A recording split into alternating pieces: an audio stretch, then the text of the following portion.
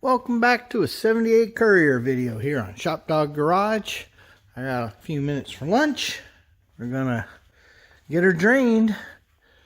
Unfortunately, a lot of stuff's got to come back out because here, let me grab a light. See that drop? See how much higher it is? Yeah, it's that connector. We know it. Unfortunately, I just can't get wrenches in there to do any meaningful work, so it does have to come out. It's a bummer, but it is what it is. Alright, step one, start getting coolant out. Getting hoses out of the way. I think the way we're going to do it is we're just going to pop these two off and go under and take the whole snail right off and take the whole thing out as one unit. I think it's going to be simpler that way. Alright, rad is drained. There's still going to be coolant in the system. Nothing you can do about that. But we got these guys undone. So, let's pick her up and do a worm clamp. Slide the pump off. Always fun. In a previous video, I had commented how I didn't feel happy for the guy that was going to wind up taking this off. I believe I said I feel sorry for them. Well, I'm that guy. So, this is fun. I know there's coolant there, even though I suckulated it all out. And I know it's going to make a mess. Well, that could have been worse. Didn't spill too much. Luckily I had that pan there.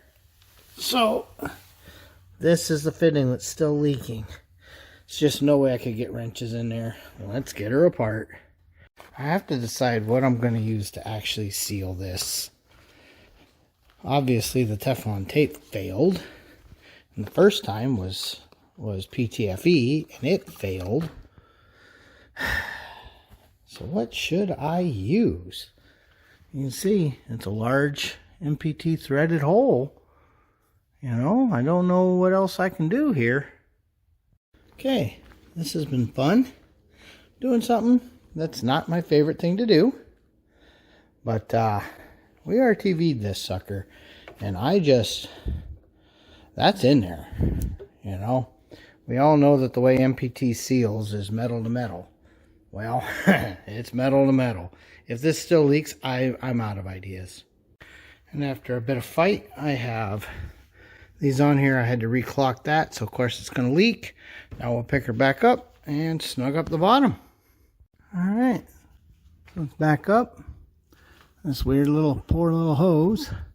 You can see there's plenty of room all around it. And we added a little safety hose there just to make sure it can't gouge in on that bolt. Oh, I hope this fixes it. I really want this to drive now.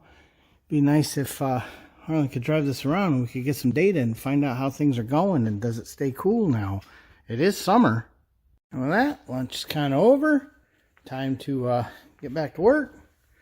This is in. Plus, we do want to give it some time to let that RTV cure. So, we're just going to give it some time, come back another time, and don't forget to hook this thing back up. Let's put that where we see it, because it won't work if we don't have it hooked up. So, we're going to let this just sit for a while, and then we'll fill her back up. So, thanks for watching. I'll be right back. It'll be a different day. ShopDog says it's been a little while.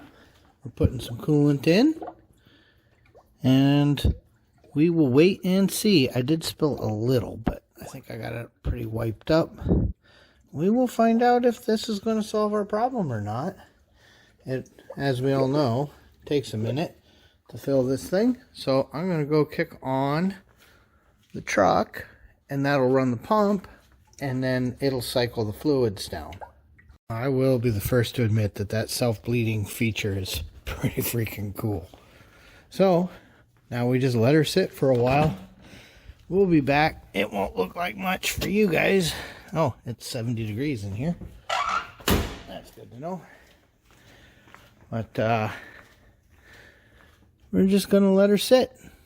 See what happens. Let's see if we can get any more. Get a couple more bubbles out. And if you recall before, we did get leaks just from gravity. So hopefully there's no more leaks. Well, it hasn't been heated or pressurized, but there's no drips anywhere that we're seeing. So that's always a good start, right? No, everything looks clean.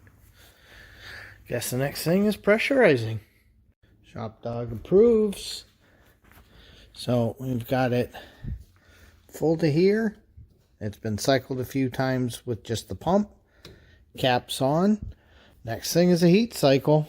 So gonna do that in just a little bit.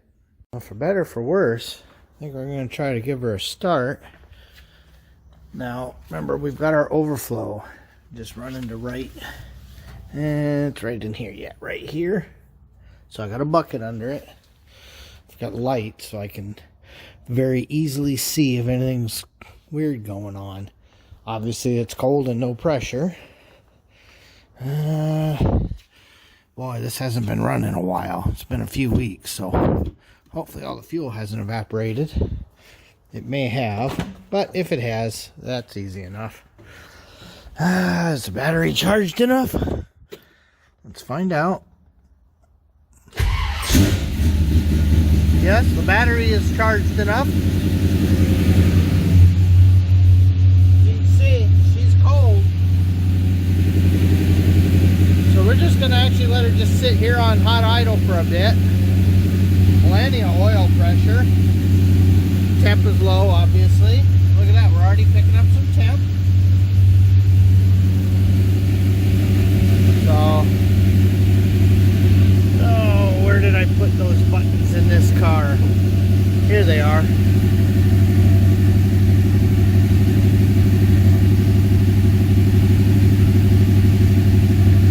So, 1450 RPM. I'm going to give her a couple more degrees. Kick her down one notch. So now, bam, 700 RPM. So let's see what's what.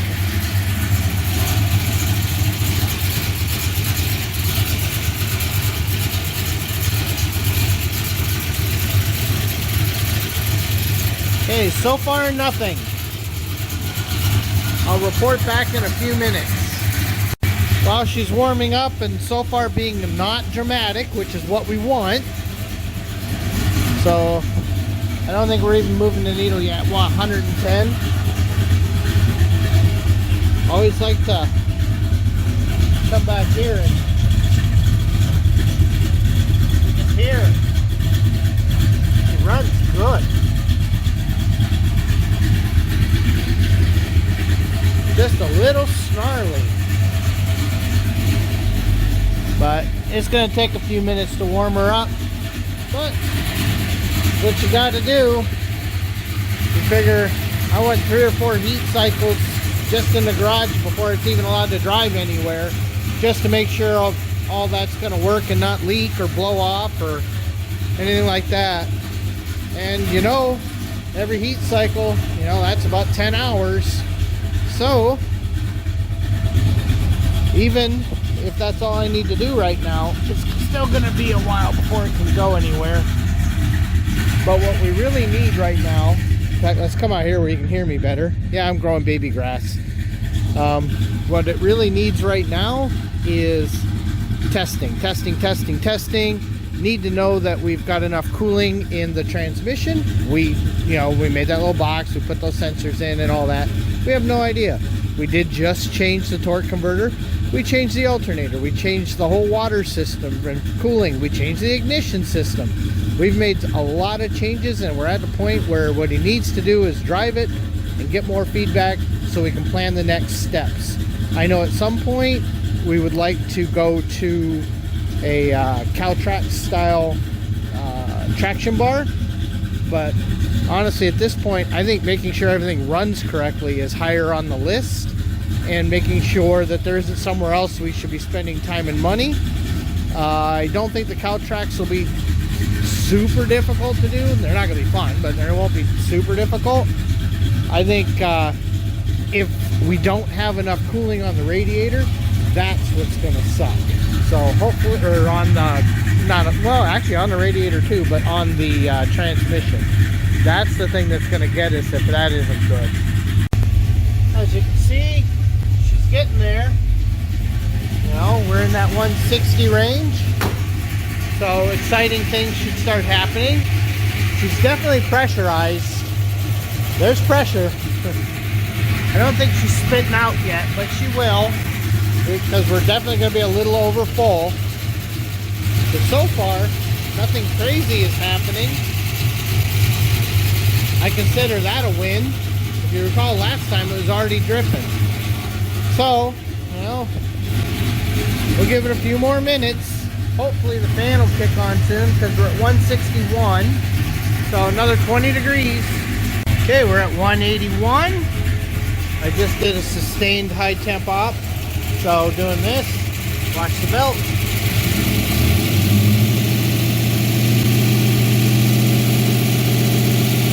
Now I know you guys can't smell it, but I can sure smell all that coolant boiling off. Because remember, it got to places I can't really easily get to. So, two things. One, you know, we're waiting for it to kick the fan. Two, it's heading into as hot as it gets. What we're going to do is, when the fan kicks on, we'll probably let it cycle once. The second time it cycles, when it gets hot, we'll shut it down and just let the engine sit and cook the coolant for a while. That'll get it really hot and as much pressure as the lines are going to get. And then I'm probably going to take a stick and kind of stab at stuff and see if anything just pops loose. But yeah, we've got to be getting close to a fan now. This has got to be getting close to 190. Let's see what we... Oh, it is 190. Oh, so we're getting there. Yeah, you can see her. 190 degrees. And look at that. Fan just kicked on. God, I can feel it over here. So, for now, at 190, you can watch in real time. Look how fast she's cooling down. Now, the hood is obviously up, so the air can go somewhere. But she cools quick. So we're going to let her cool down, turn the fan off, which I think she's already getting ready to do. See, she's coming down, 183. And you can see the fan is off. So the next time it's ready for the fan to come on, we're just going to turn it off. I'm also thinking that we've got enough on it now that it might be time to tighten the alternator a little bit more, because the belt's finally starting to stretch in a little. You know, you got to expect that. But it's obviously spinning it good. So 187. Alright, we'll just sit here for this part. 188. And we're not going to let it run anymore as soon as the fan turns on. So you can watch. It'll go to 190. Eventually. It'll take a second and then that fan's going to kick on. So that'll start doing a little thing. And we're going to shut it down. It's going to continue running the fan and the pump. So it's going to try to cool it down for about a minute. Let me turn off Doris O'Riordan here. So it's running the fan and it's running the pump. It's one of the things we need to test out. So we shut it down and it'll do this for about a minute, minute and a half, get it cooled down. So you gotta admit that's kind of cool. So it's at 180 now. I don't know what its strategy is. Will it turn off at 180 or is it going for a lower temperature now that the engine's off? I actually don't know for certain. It's definitely coming down pretty fast though. Holy monkeys. And this has definitely not been a minute. So we may actually, well, remember the hood's up, but we may have enough cooling. I sure hope so. Although to be fair, it's only like, what is it in here? It's 70 degrees in the shop, so, you know, it's not rocket surgery. Got a feeling that this is going to run to 165, I think. And Yep, 165, it shut itself down. All right, now, a couple things I want to know. Oh yeah, she's under pressure. Let's take a stick. It's not our favorite, but goggles on for safety. Kind of poke at joints, move stuff. Because if something's going to leak, it's going to do it because of movement at this point, I think. Alright. So, we're just wiggling and wiggling and wiggling to see if anything just wanted to slide off, and it did not. So, I think we'll do a few more heat cycles over the next couple days. You know, just do that at lunch, I guess. But maybe we finally have it. Let's look for a leak before I close this out. Because unfortunately, lunch is running away. Well, it's not leaking under pressure there anymore. Those fittings aren't leaking. These already weren't leaking, so... And we, like I said, we knew it was going to puke a little because we had it over full. I expected that, and you can see it even dripping right there. We expected that. That's why the bucket is where it is. The one we don't want to see is a drop on that pump. So, alright. I was going to close it, but I'll come back later this afternoon, do a closeout video on that, and we'll see where we're at. Well, we're definitely going to have to do a few more heat cycles, but I'm hoping we have the leak solved here. Let's take a look. I haven't actually looked yet. I've only just picked her up a little. And when I moved this pan before I did, there's something there, but I know what that is. The big thing is that's dry. That's just bubbled. There's nothing here. Nothing. Oh, I want 2 more heat cycles before I call it, but I don't feel any fluid anywhere, and I don't see any. So, alright. Well, don't forget to like, comment, and subscribe. Please like the video. You know, if you liked it. If you didn't, don't worry about it. That's going to wrap up this Courier video over the last few days. I'm going to give this a couple days of temperature cycles, and hopefully we can get Harlan driving this next week. Thanks for watching.